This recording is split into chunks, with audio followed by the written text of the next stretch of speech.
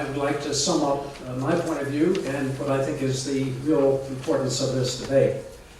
Number one is that we are talking about groups engaged in politics as opposed to public policy advocacy. They're groups that receive campaign contributions, buy TV ads, or use social media to try to influence an election. That is what we're talking about. That's the only one that comes under the sway of disclosure. And in Texas, you must be a political committee if a principal purpose of your activity is political.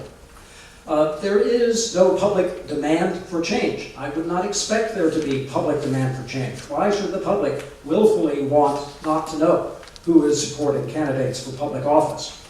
But there is definitely a public need to know in order to be an informed electorate.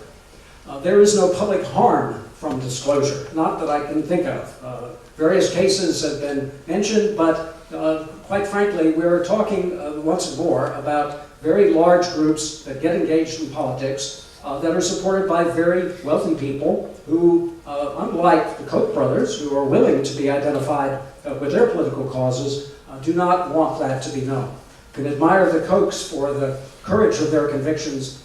These other shadowy donors exercise the cowardice of their convictions. Why can't we know? Why shouldn't we know? And if we allow these groups, in the name of free speech, to have this degree of anonymity, then anybody engaged in politics would be foolish not to have a nonprofit corporation and claim such a right to shield them. Let me say, because this is a conservative group where I feel at home philosophically, that we should be aware of the danger of changing a system that is as important to our politics as disclosure.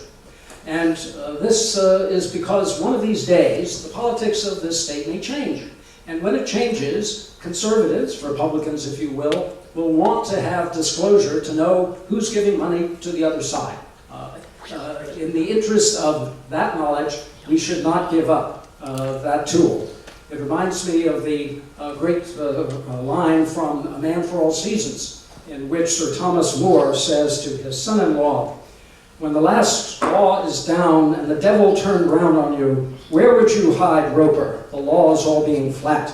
And if you cut them down, do you think you could stand upright in the winds that would then blow? Yes, I give the devil benefit of law for my own safety's sake." Thank you. Thank you.